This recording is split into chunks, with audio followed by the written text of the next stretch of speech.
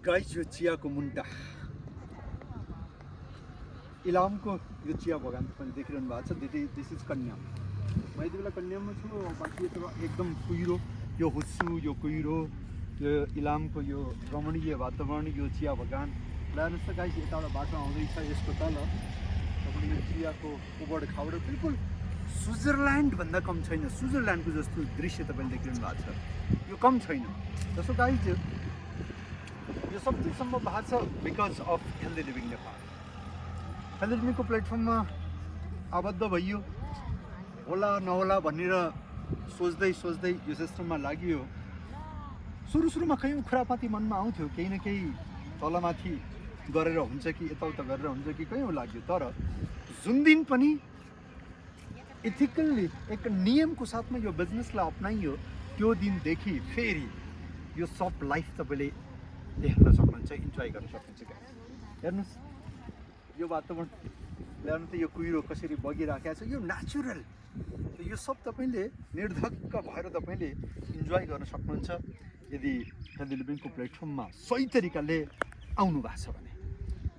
आउनु त तपाईँको सही बेसही भन्ने हुँदैन, तर सही तरिकाले रहनुहुन्छ भने यो सब चिज तपाईँको जीवनमा फेरि घटित हुनसक्छ, सम्भव हुनसक्छ। ध्यान राख्नु। किनकि यदि गलत तरिकाले आउनु भएको छ भने तपाईँको साथ बार परिणाम पनि त्यस्तै गलत नै हुँदै जान्छ।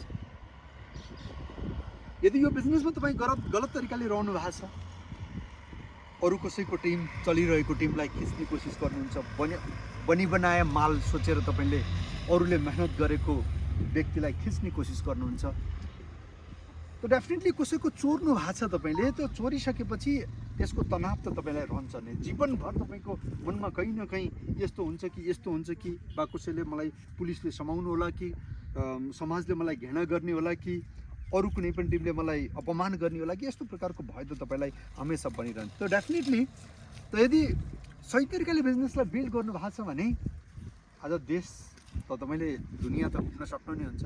आफ्नो देशको कुना पनि अझै पनि सायद पुगिएको छैन होला। ल हेर्नुहोस् त क्या गजबको दृश्य छ, क्या रमणीय छ। वाउ, ल हेर्नुहोस् त यता नेचुरली प्राकृतिक रूपले यो बनेको यो दृश्य वर्षौँ बित्यो।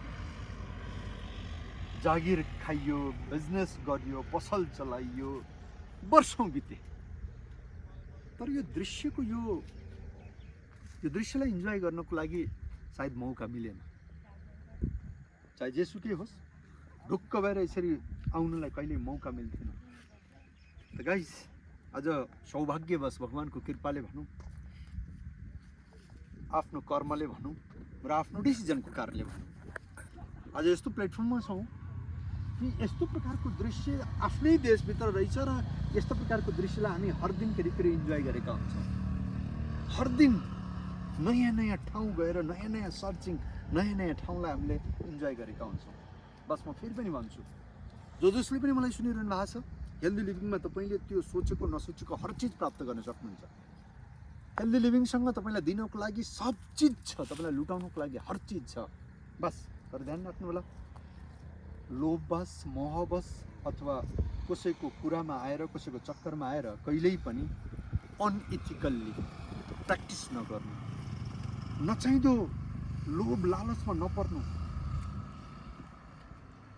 ठिकै छ, कोही व्यक्तिले पर्पर साँच्चै नै ऊ आफैले भन्छ कि मैले पर्परले गाइडेन्स पाइनँ, ऊ आफैले यदि भन्छ कि साँच्चै नै मेरो भर्खर सुरुवात हुन लागेको मात्र हो, मेरो अपलाइनले मसँग त्यति धेरै कहिल्यै पनि केही त्यस्तो खासै सम्पर्कमा केही पनि छैन, म तपाईँसँग बिजनेस गर्न चाहन्छु, कसैले यदि भन्छ भने साँच्चै नै उनीहरूलाई गाइड गर्नु, आफ्नो टिममा ल्याएर गाइड गर्नु।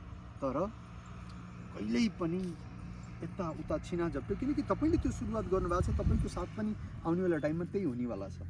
यदि त्यो भयो भने फेरि जुन बिजनेसले तपाईँलाई जीवनभरको सारा खुसी दिन सक्थ्यो नि, त्यो खुसी फेरि तपाईँले पाउनुहुन्न।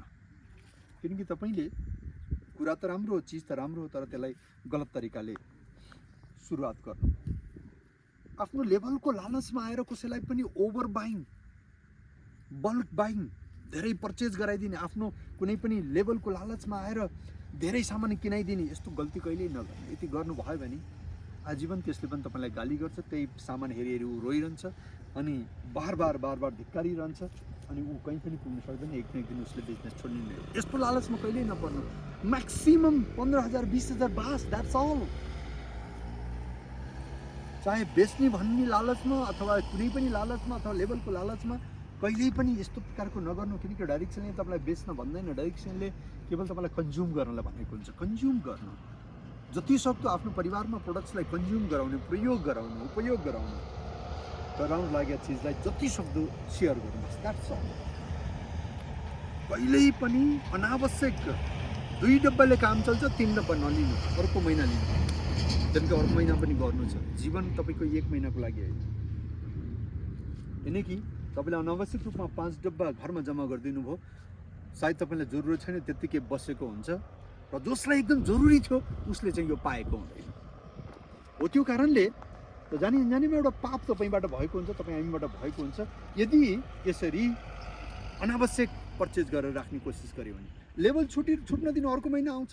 किनकि 7 पिँढीको बिजनेस हो, कयौँ पिँढी हामीले यसलाई अगाडि बढाउनु छ, त छुट्न दिनु केही फरक पर्दैन। तर एकदम स्वाभाविक रूपमा नियमले तपाईँको लेभल सबै मेन्टेन होस्, यसको लागि हमेसा प्रयत्न गर्नु।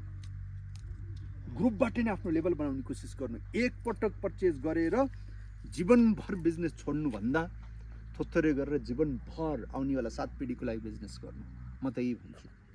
त यदि तपाईँले यो नियमको साथमा, यो एथिक्सको साथमा यदि काम गर्नुभयो भने डाइरेक्ट सेलिङले यो सब चिज दिन्छ गाइस, तपाईँले हेर्न सक्नुहुन्छ। आज आफ्नै देशलाई स्विजरल्यान्ड जस्तो महसुस गर्न पाइन्छ।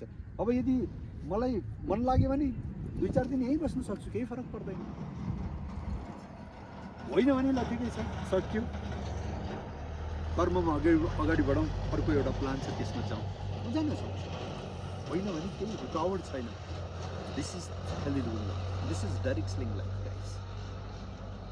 सो इलामको यो रमणीय वातावरण, चिया बगान, यो कन्यामको यो दृश्यबाट म तपाईँलाई यही सन्देश दिन चाहन्छु। हेल्दी लिभिङ डाइरेक्ट सेलिङ यस्तो पाकसाक बिजनेस हो, यदि तपाईँ यसको नियममा रहेर यदि काम गर्नुहुन्छ भने।